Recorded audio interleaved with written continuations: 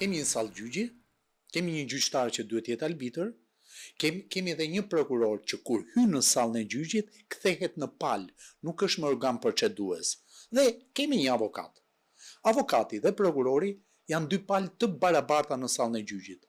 Palë të barabarta që i siguron kodi procedurës penale dhe çdo element tjetër i organizimit gjyqësor. Nuk është në teori duhet jesh i barabartë si palë, por është dhe në praktikën gjyqësore dhe ligjore, që do të thotë, prokurori qohet me leje të gjykatës dhe ulet me leje të gjykatës, një lloj si avokati.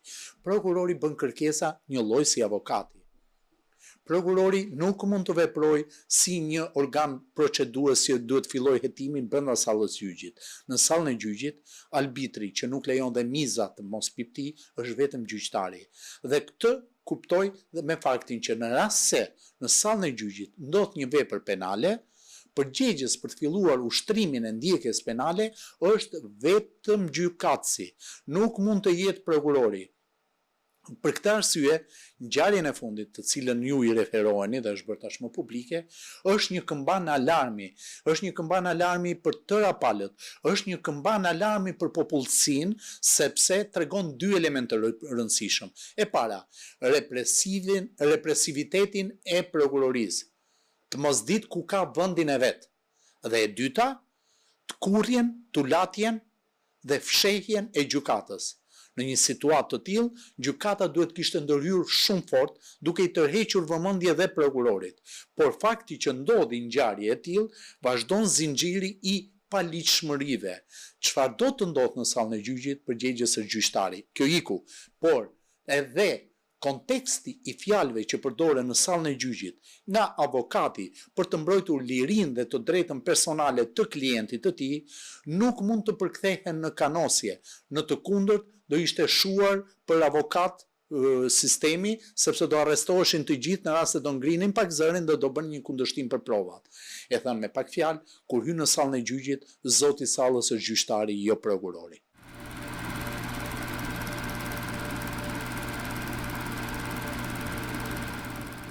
Në këtë rast, gjyqtari jo vetëm që ka mbajtur krahun e prokurorit, por nuk i ka tërhequr vëmendjen prokurorit që t'i thoshte, kam konstatuar apo jo vepër penale, e vendos unë, nuk e vendos ti si prokuror. Dhe për këtë arsye, roli i gjykatës në këtë rast ka qenë shumë indiferent. Gjykata duhet kishte ndërhyrë që stabilizonte palët.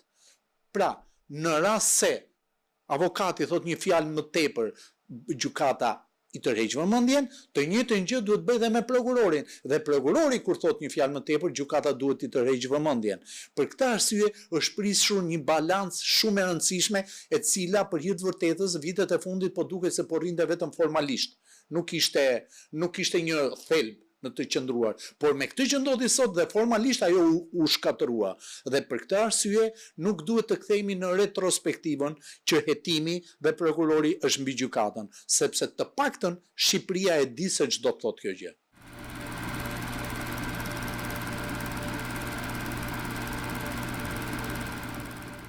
Arrestimi ka ndodhur më pas, arrestimi është një histori tjetër, për hir të vërtetës nga pikpamja procedurale dhe ata që na ndjekin, që mos thonë, po bënë Eugeni gabim, nuk është arrestim, është një ndalim me iniciativë i oficerit të policisë gjyqësore të Komisariatit Policisë Elbasanit ose Drejtorisë Elbasanit, po s'ka rëndësi, është një ndalim i paligjshëm në të tëra elementët e tij. Një ndalim kur oficeri policisë gjyqësore thërret avokatin disa ora apo një ditë pas ngjarjes së ndodhur në sallën e gjyqit, pa patur asnjë dieni, pa shpjeguar fare se kush e inicioi këtë referim të veprës penale, dhe e thret avokatin dhe e ndalon me iniciativë. Sipas 253-shit Kodit Procedurës Penale, ose më saktë sipas rregullave të ndalimit, një qytetar mund të ndalohet me iniciativën e oficerit policisë gjyqësore, domethënë pa leje të prokurorit dhe pa leje të gjykatës, vetëm kur ka rrezik të dukshëm ikje. Si mund të kemi rrezik të dukshëm ikje kur unë ty të thrastem, hajde pak e zyra ime se kam bërë një bisedë. Dhe pastaj ti kur hyn në zyrën time, unë të ndaloj të them ti ke kanosur gjyqtarin apo ku diun 3 veprat penale që ke vendosur. Që këtu fillon paligjshmëria. Për të vazhduar më tej, që të jemi të saktë pavarësisht respektit që mund të kemi për organin procedues. Dhe prokurori që ka marrë në dorëzim letrat e arrestimit të avokatit ose ndalimit të avokatit, për pikpamje formale e saktësia, duhet të kishte reaguar sipas ligjit, dhe reagimi sipas ligjit është vetëm një urdhër për lirimin e menjëhershëm të avokatit, sepse e ke ndaluar në kundërshtim me normën ligjore që rregullon ndalimin e një shtetasi. Aq më tepër pastaj kur kalojmë tek avokati, ushtrimi i të drejtës avokatit për të realizuar mbrojtjen, dhe kur shkojmë në sallën e gjyqit, është akoma më e rëndë situata të vlerësojmë pasaj materjen, se deri tash i vlerësuan procedurën. Ato fjalë që thot avokati, a përbëjnë kanosje? Kushdo që i ka dëgjuar, është absurde të mendosh që avokati duke thënë, unë do bëj kallëzim mbase me fjalën jo të duhur personalisht për ju, por kallëzim për procedurën, për procesin, për palën proceduese, sepse dyshoj që kemi një vepër një provë të paraqitur të manipuluar, çfarë kanosje ka këtu? Të dyja palët janë ushtrimin e detyrës së tyre sipas ligjit. Prokurori paraqit prova, avokati kundërshton provat. Në rast se kundërshtohen provat me një tonalitet më të lartë përbën kanosje, po në rast se prokurori, kur avokati paraqet një provë dhe thot unë do e verifikoj provën është e falsifikuar apo jo dhe do bëj kallëzim ndaj avokatit, pse nuk arrestohet prokurori për kanosje? Këto janë element të cilat nuk mund t'i vlerësojmë as unë as ju. Janë element të cilat mund t'i vlerësonte gjykata që në momentin e duhur, sepse, përsëris aty që thash në fillim, në rast se gjykata do gjente element të veprës penale, ishte e detyruar procesverbal në seancës ta referonte në prokurori dhe thoshte filloni urgjentisht procedimin penal, sepse kemi të bëjmë me një vepër penale, kanosjen e prokurorit në sallën e gjyqit. Kemi kaluar situata shumë më të rënda në sallat e gjyqit. Dhe të gjitha ja kemi lënë barazisë së palëve. Të gjitha situatat ja kemi lënë faktit dhe parimit që armët institucionale që përdorin palët në sallën e gjyqit janë të barabarta. Për këtë arsye, mua më duket fundi i sigurisë juridike të arrestosh avokatin për veprimtarinë e tij në sallën e gjyqit. Pse? Se e para të thama jo është loja e gjyqtarit, edhe e dyta mos harrojmë, Republika e Shqipërisë nuk ka vetëm kodin e procedurës penale, ka dhe ligjin për organizimin e pushtetit gjyqësor, ka dhe ligjin për organizimin e dhomës avokatisë, dhe në të gjithë këto element, në rast se konstatonin një shkelje të etikës, sepse vepër penale ta harrojmë që kishte, mund të referohet te dhoma kombëtare e avokatisë apo ke dhoma lokale e avokatisë, o zotri, avokati ka shkelur etikën, ju lutem merrni masat tuaja sipas ligjit. Këto i harrojnë të gjitha dhe direkt vjen ke arresti në burg. Dhe pastaj me të drejtë ka njerëz që thonë jemi në Republikë prokurorësh, në rast se ti arreston dikë se vije e ujit ka te kaluar, në rast se arreston dikë që çatia e shtëpisë është 1,5 metër më shumë, në rast se arreston dikë sepse energjia elektrike është lidhur keq dhe të gjitha zgjidhjet administrative ti i çon te burgu, prit edhe këtë situatë që do arrestosh dhe avokatin sepse foli keq. Pra, arrestimi nga organet ligjzbatuese për çdo element të veprimtarisë shoqërore po na çon në këtë situatë.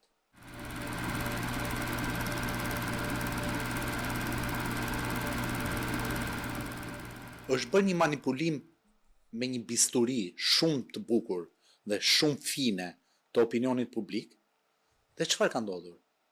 Prokuroria e posaçme, me të mirat dhe të këqijat e saj, me sukseset dhe me arritjet e saj, nuk është e gjitha që ka lidhje me reformën në drejtësi. Prokuroria e posaçme është një element i reformës në drejtësi. Gjykata kundër korrupsionit është një element i reformës në drejtësi. Por kjo bisturia çfarë ka bërë? E ka rrethuar atë godinën me kamera dhe tërë projektorët të cilët transmetojnë dritën tek opinionin publik janë referuar asaj prokurorie. Dhe ajo prokurori, përveç se punon në trysni, se kjo është një trysni e jashtëzakonshme të punosh në atë formë, pavarësisht se si janë ata prokuror. Përveç se punon në trysni, ka dhe një problem tjetër. Është lënë në harrez, në errësirën e kamerës dhe të projektorit, tërë prokuroritë janë lënë në harrez tërë prokuroritë e jurisdiksionit përgjithshëm. Dhe çfarë ka ndodhur?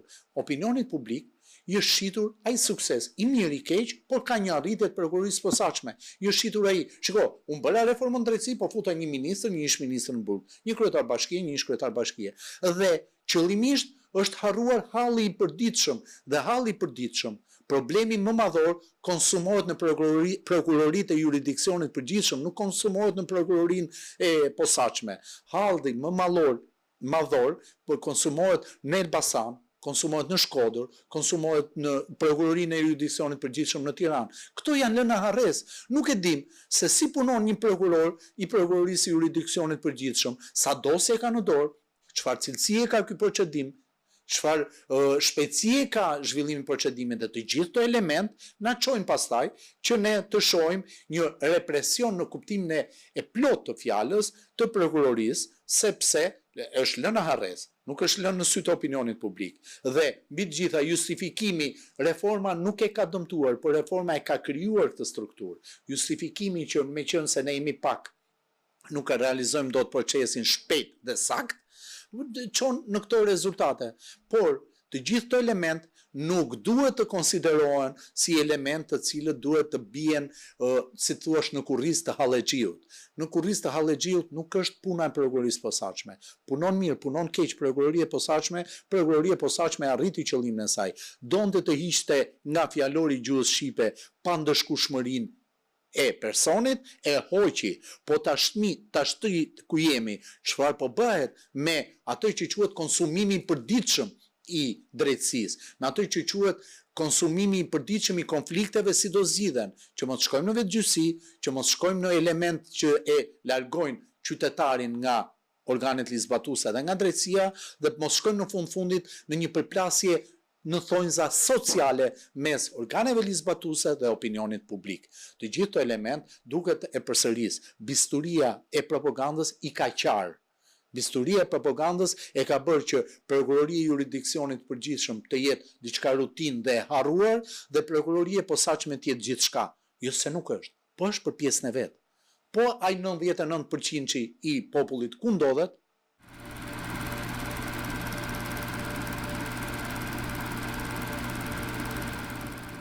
që mos shkojmë këtë termin republik prokurorësh është duhet parë tërë korpusi i ligjeve që janë miratuar në kuadër të reformës në drejtësi.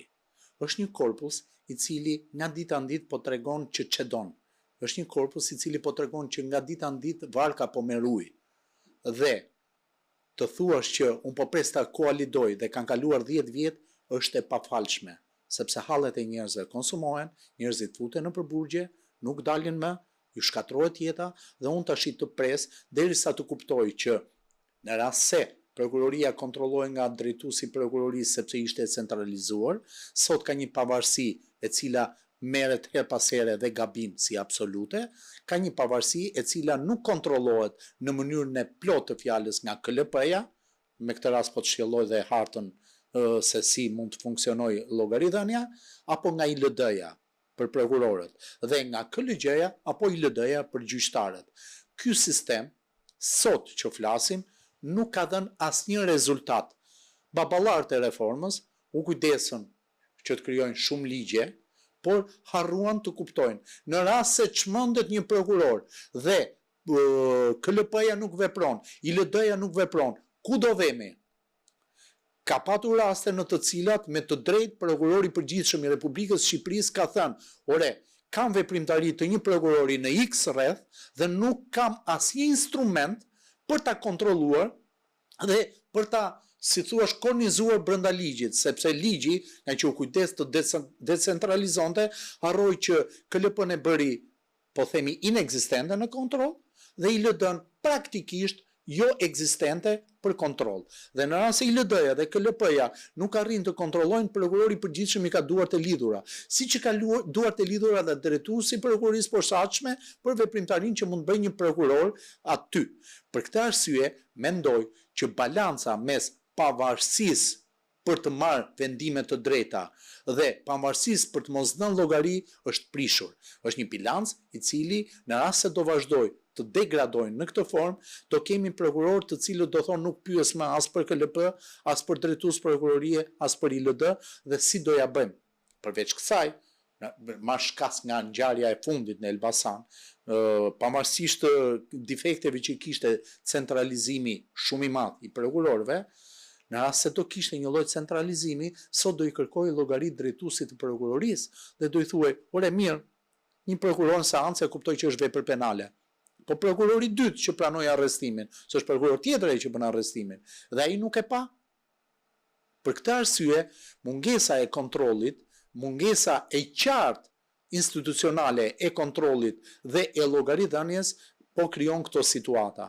Dhe pastaj shkojmë në interpretimin ose më saktë në justifikimin për mua mediokër, për mos thënë një fjalë tjetër, të ILD-s që thotë unë s'kam njerëz, s'kam inspektor, por kam shumë ankesa dhe nuk arrit të zhvilloj veprimtari të qartë për llogaridhënien. Dhe mos harrojmë fakti që reforma po si krijon stok të madh dosjesh si hetimore dhe gjyqësore e detyron ILD-n të rrijë indiferente. Jo se nuk ka inspektor. Po ILD-ja në rast se i hyn kontrollit sistematik të prokurorëve dhe gjyqtarëve, nuk mbetet prokuror dhe gjyqtar pa marrë masë disiplinore, sepse minimalisht kanë zvarritjen hetim dhe kanë mosdhënie të shpejtë të drejtësisë, për të mos hyrë pasaj tek cilësia e vendimeve, të cilat i nxjerrin zbuluar. Dhe objektivisht, nga pikpamje personale, këta prokurorë mund të kenë të drejtë, por sistemi i ka çuar aty që një prokuror të ketë 1000 dosje në dorë dhe hajde të mendoj për cilësinë. Janë të gjithë elementë të gërshetuar, një mungesë e paqartë e kuadrit ligjor që jep fuqi prokurorit më shumë se sa duhet, dhe ky kuadër i mangët ligjor nuk vepron efektivisht.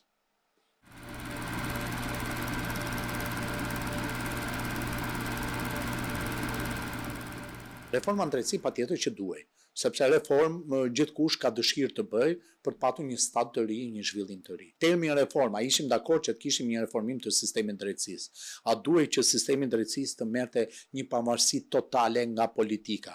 A duhej që sistemi drejtësisë të jepte fund pandëshkueshmërisë? A duhej që sistemi drejtësisë të rriste efektivitetin e dhënies drejtësisë dhe me efektivitet kuptoj transparencën dhe shpejtësinë e dhënies drejtësisë? Po të bësh bilancin sot, pas 10 vjetësh, reforma në drejtësi ka arritur 2 rezultate të saj, ose 2 qëllime të saj. Ka arritur që i ka dhënë fund pandëshkueshmërisë, por jo dhënies së drejtësisë me ligj dhe objektive, se shpeshherë ndëshkueshmëria nuk është drejtësi, duhet ta kuptojmë. Të japësh fund pandëshkueshmërisë me shkelje të ligjit është pak problem. Por ishim në një fazë, në një popull të etur, në një popull që ishte ngarkuar me idenë që patjetër duhet të bëjmë reformë se do rriten rrogat, duhet të bëjmë reformë drejtësi se do pastrohen spitalet, dhe po të bëhet reforma drejtësi çdo hallioni do zgjidhet, dhe u ngarkua ai shumë opinioni publik sa patjetër që ngarkesa që jep ti opinionit publik mund të kthehet në bumerang një ditë tjetër. Por gjithsesi, pa ndëshkueshmërisë i dhan fund.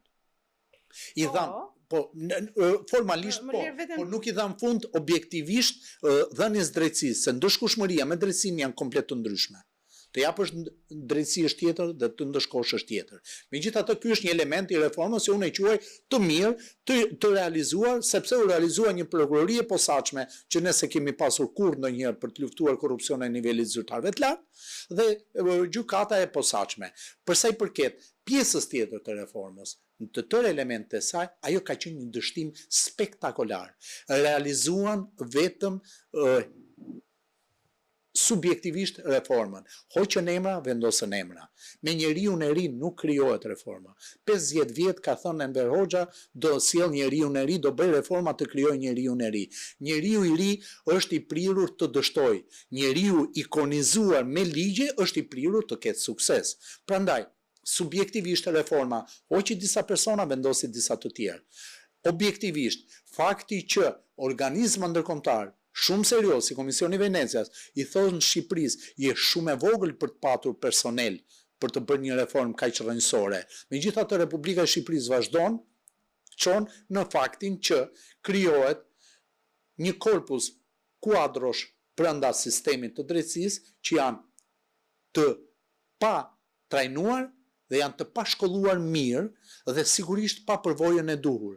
Dhe ti nuk mund të ndrosh me një korpus të tërë gjyqtarësh dhe prokurorësh me përvojë të mirë investuar nga ndërkombëtarët, nga BE-ja, nga Amerika, apo nga kush të duash, dhe ti zvendësosh me disa prokurorë dhe gjyqtarë të cilët por i shton me shpejtësi nxjerrjen nga shkolla e magjistraturës sepse ke mangësi.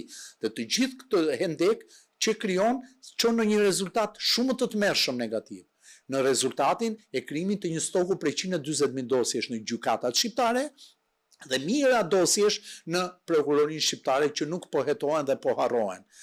Krijon, i lëshon pasaj dhe një ndrim të hartës së regjisore, e bën më lëmsh dhe e distancon shumë më tepër qytetarin nga drejtësia, pastaj fillon një korpus ligjor që të shpëtosh nga ky kolapsi i madh i dosjeve që ke stok, krijon korpusin që ne i quajmë nga pikpamje profesionale zhvillimi i gjyqjeve në dhomë këshillimi, që është një dështim për shprehjen drejtësia që të bëhet duhet të duket. Në dhomë këshillimi drejtësia nuk duket.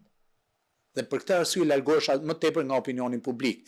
Atëherë, le të bëjmë një analizë dhe një konkluzion të kësaj reforme 10 vjeçare.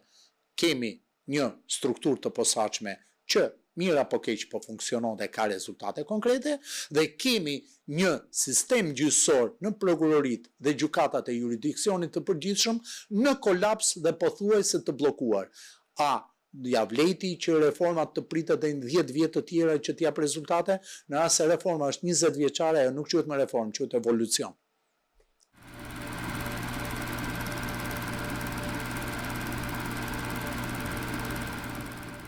Shiko, ajo do të parë vetëm me statistika, për shkakun që unë kam të jetuar atë kohë vetëm nëpërmjet librave, se kam qenë shumë i vogël, dua të theksoj që po ti shohësh në pikpamje formale, vendimet e asaj kohe janë argumentuar dhe arsyetuar shumë sakt. Për këtë mos më keq kuptojnë njerëzit. Për qëllimin që ato kishin, për të futur kot njerëzit në burg, i argumentonin shumë sakt. Për sa i përket mënyrës se si funksiononte ajo kohë, po të them vetëm një gjë. Akt akuzën e ndërtonte hetuesi, prokurori vetëm e kundërfirmonte, as nuk merrej fare me hetim, dhe gjyqtari as nuk e lexonte, vetëm duhet ta miratonte. Ky është elementi. Sot, në rast se flasim me statistika e vetme që duhet na jap një analogji për këtë kohë është sa pafajësi kemi në Republikën e Shqipërisë. Dhe që pafajësia ç'nën kupton? Nën kupton faktin që prokurori mund të ketë gabuar dhe gjykata i bie me çekiç në kokë dhe thotë ktheu prapa se ja ke futur kot. Pafajësitë në Republikën e Shqipërisë, jo jap me bindje, janë një përqindje e papërfillshme, 2, 3%, 4%. Ndërkohë që në vende demokratike këto përqindje disa fishohen, për mos thënë 10 fishohen. Kemi Gjermaninë, kemi Italinë, kemi vende të tjera ku përqindjet e pafajësisë shkojnë 10, 20%, 30%. Pse e them këtë? Në rast se pafajësitë janë më të tepërta, do të thotë që funksionon sistemi, do të thotë që funksionon gjykata, do të thotë që ajo vija lineare nuk është e paprekur, nuk është që kur e sjell oficeri policisë gjyqësore, po të regjistrua emrin në regjistrin e veprës penale, përfundove në gjykat lartë, as mos prit më se ku do vesh. Të këto element të pafajësisë nuk tregojnë dështimin, jo vetëm të prokurorisë, po tregojnë edhe pjekurin, maturin dhe guximin e gjykatës për t'i thënë prokurorit ja ke futur kot. Kaq pak pafajësi sa ne kemi. Pyetja që lind është kaq pagabushëm janë prokurorët në mbledhjen e provave, në analizimin e situatës, në krijimin e akuzës bindse. Për këtë arsye, unë mendoj që kemi një lloj ngjashmërie të paktën me statistikat e pafajësisë. Atëherë mund të ishte 99.9% domethënë fajësia, por sot mund të jetë 93, 94, 95%. Prapë është shumë në një sistem demokratik, sepse gjykata është ajo që ty duhet të thotë, prokurori dashur, je lodhur po je lodhur kot. Shkon në shtëpi, sepse akuzën nuk ta provoi.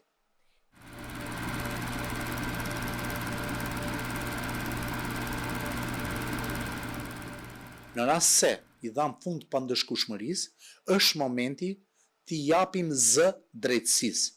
Domethënë, jo gjithmonë ndëshkimi është drejtësi. Për t'i dhënë zë drejtësisë, duhet të zbatojmë me rigorozitet të tërë elementet që kanë lidhje me procesin e rregullt ligjor, me lirinë dhe të drejtën e personit për të njohur me akuzën, të vëmë pyetje konkrete, për të qenë e kuptueshme akuza ndaj tij, për ai të ketë akses ndaj akuzës, kontrolli gjyqësor të jetë efektiv dhe mbi të gjitha do shohim se si do vej procesi gjyqësor deri në fund. Ta thash, shqetësuese është statistika e pafajësive që dhe në gjykatën e posaçme është në favor të fajësive shumë e lartë. Për këtë arsye, si elementi i Zotit Beqja, si elementi i Erion Velis, janë pothuajse në fillesat e tyre. Nuk ka përfunduar procesi. Dhe që të kuptojmë, një proces të quhet i kompletuar dhe të shohim a kemi bëjmë vetëm me ndëshkim apo dhe me dhënie drejtësie, duhet kaloj tëra hallkat e gjyqësorit. Ne nuk do i presim sot rezultatet e cilësisë së një hetimi. Rezultatet e cilësisë së hetimit ne do i presim pasi përfundoi gjykata e apelit, pasi të shprehet gjykata e lartë. Ky është procesi i cili na bën që mos paragjykojmë askënd në veprimtarinë e tyre.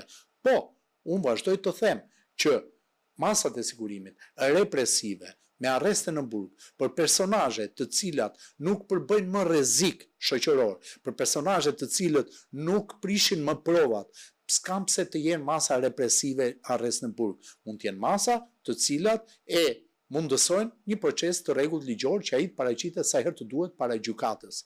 Për sa i përket të gjithë elementeve të tjerë, ne do duhet të presim deri në fund. Nuk është shmangje, por është fakti që shkallë e parë mund të gaboj. Do të shohim se çdo thotë apeli, mund të gaboj dhe ai shkallë e parë dhe apeli, do shohim se çdo thotë gjykata e lartë. Janë elementë të cilët nuk mund t'i vlerësojmë dot subjektivisht sot.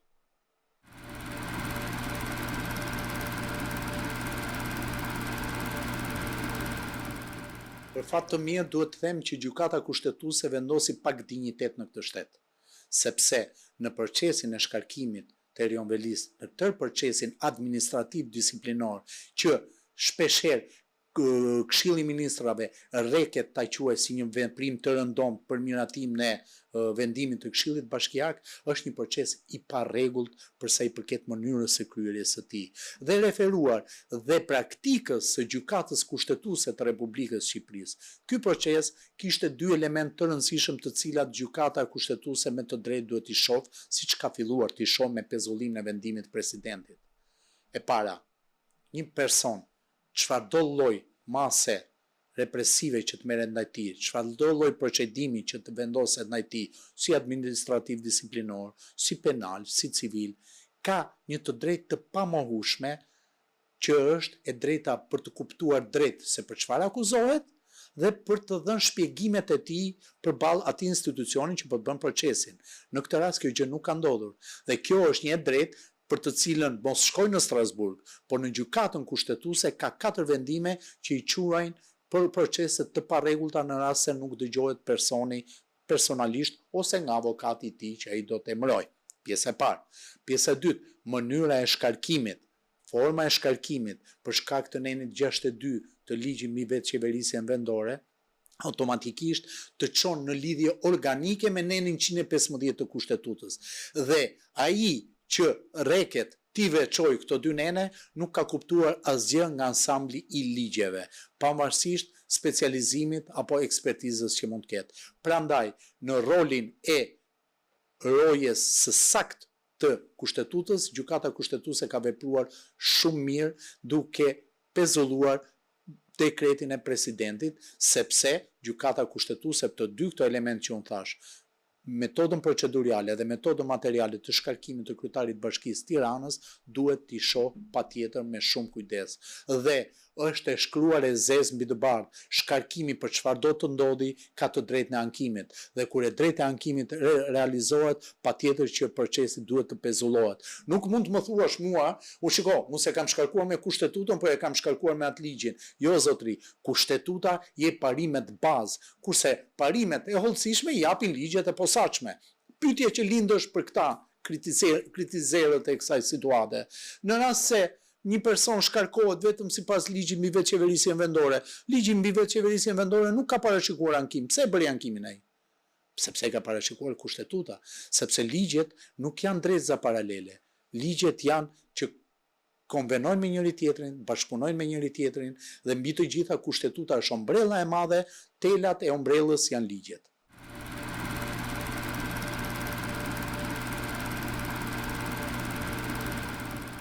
Janë kundërshtimet që duhet të çohen në seancë. Po të flasim vetëm me relacionin e dekretit, më falni që po qesh, po është për të qeshur ndonjëherë kur mendon që ai që mbahet si roja i parë i kushtetutës të bëj argumentime dhe relacione duke këshilluar gjykatën kushtetuese dhe duke i thënë shiko, unë po ta sjell të dekretin se ti nuk je kompetente, po të vi ankimi.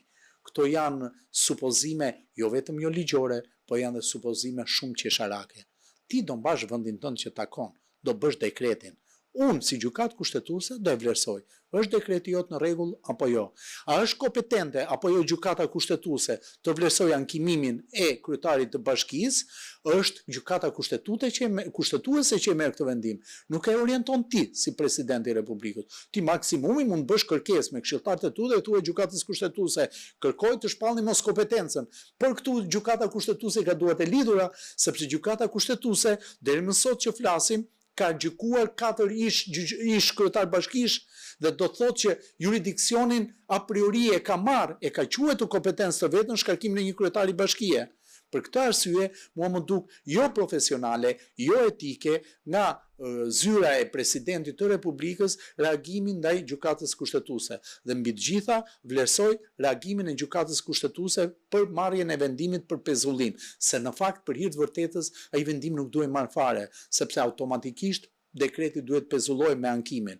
Por gjykata kushtetuese kur pa që presidenti i Republikës është i bindur në drejtën e vet, nuk mund të lejonte më vetgjyqësi, se kjo është vetgjyqësi. Atëherë vendosi me një vendim për të pezulluar ajo që quhet sigurim pa dije, shkarkimin e kryetarit të bashkisë, derisa ajo të shqyrtojë çështjen në themel.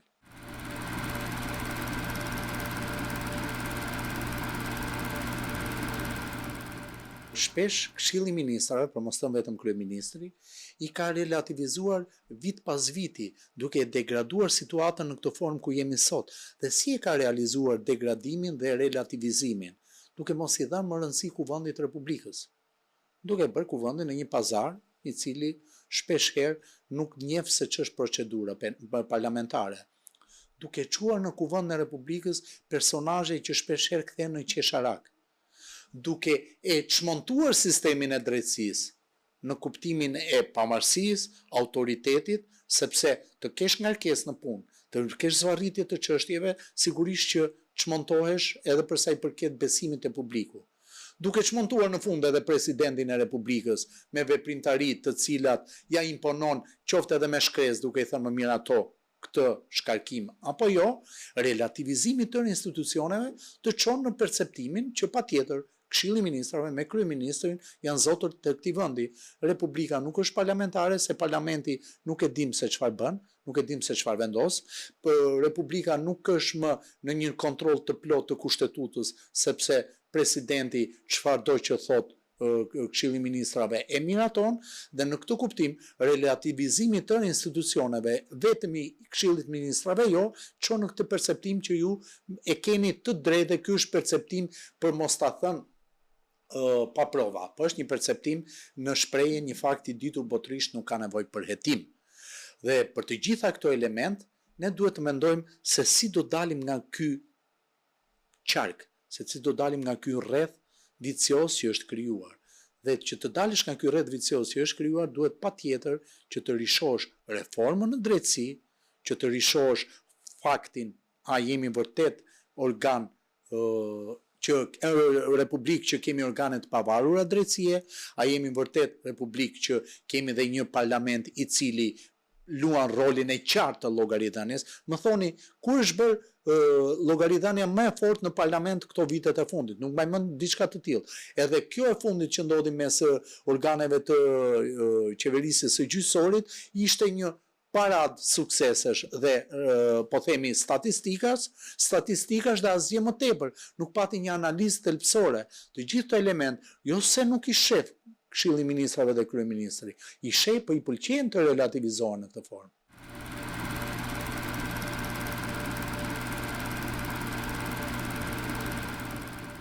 Këto tiparet komunizmit kanë ardhur së pari nga ajo që ju thoni reformë.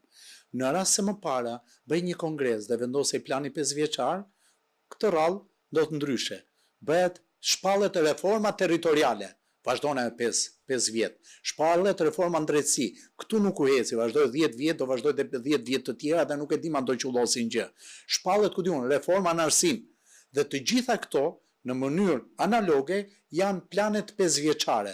Planet 5 vjeçare në kohën e diktaturës krijoheshin vetëm për të mbajtur të karikuar opinionin publik, për të mbajtur të karikuar njerëzit që partia në pushtet është duke vepruar dhe është duke marrë masa, dhe asgjë nuk realizohej. Dhe për sa i përket strukturave të cilat ishin ngritur, ato ishin fiks struktura organet e proletariatit, që ishin diktaturë e proletariatit dhe kishte këto organet e veta, siç kishte sigurimin e shtetit, hetuesin, prokurorin, nuk njifte njëri gjyqtarët, që ta kuptojmë. Edhe sot shpesher ndodh, po të shikoni lajmet, thuhet prokurori çështjes kishte filan çështje, nuk thuhet ndonjëherë gjykatësi. Ky është një element i atavizmit të kohës së komunizmit. Gjyqtarët nuk njiheshin as kur dinin në rrugë, se nuk kishin pikën e rëndësisë për atë sistem. Hetuesi njihej atëre, jo prokurori. Dhe më kujton, duhet dal pak nga tema, më kujton me atë elementin që u tha para pak ditësh kur ndodhi ajo tragjedia në gjykatën e apelit kur u vra gjyqtari dhe pati shumë zëra dhe profesionistët që thoshin të armatosen prokurorët dhe gjyqtarët. E dini pse? Sepse është atavizëm nga komunizmi. Prokurorët dhe gjyqtarët dhe hetuesit në kohën e Enverit, po e them kohën e Enverit, kohën e diktaturës, njiheshin vetëm se kishin të fryrë xhaketën, se kishin pistolet. Dhe ky është një atavizëm shumë ordiner. Nuk mundet që ti sistemin të drejtësisë ta ruash me pistole ke xhepi. Prandaj, të gjithë to janë atavizma të lidhura me reformën që përkthehet në plane 5 vjeçare siç e kishte atëre, janë atavizma që pa dashje ty të vjen instinktivisht ideja që hetuesi është kryesori, hetuesi sot i përkthyer në prokuror dhe le më njan sistemin gjyqësor. Të gjithë këto janë element të cilët ne si popullsi duke se i kemi të trashëguara dhe ndjehemi rehat në atë habitatin ton dhe kënaqemi në ndëshkushmëri dhe harrojmë që drejtësia është më e rëndësishme se ndëshkushmëria, sepse drejtësia të jep siguri, të jep avantazhe të cilat do të ecin shumë më tepër se një reformë e deklaruar sot nga Këshilli i Ministrave.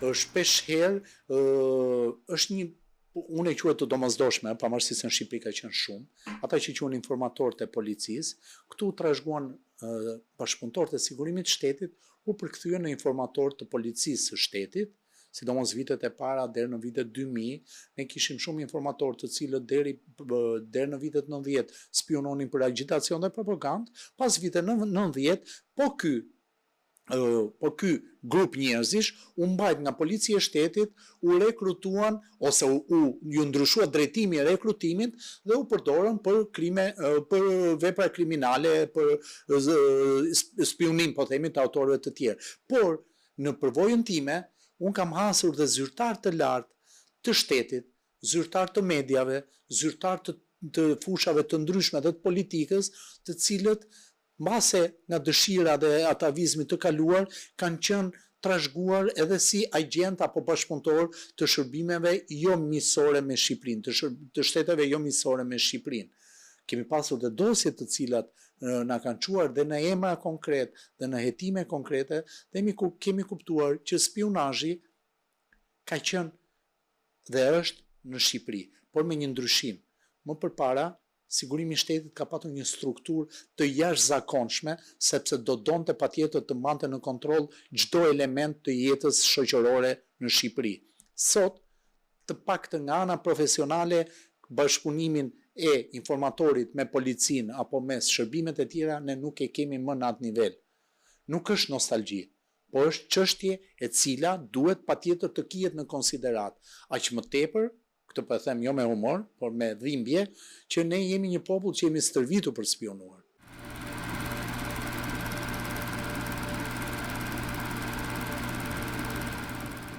Po ka vende si Rusia, Irani, shtetet të tjera, në terminologjinë tonë profesionale, këto vende i quhen jo miqësore, sidomos Irani. Kemi pas rezultate konkrete, kemi patur dhe veprimtari të cilat kanë çuar dhe në marrjen e masave ndërshtetërore ndaj shumë shteteve. Por kemi patur personazhe të cilët bashkëpunonin me këto vende jo miqësore, personazhe të cilët kishin bërë karrierë si në art, në kulturë, por dhe në politikë.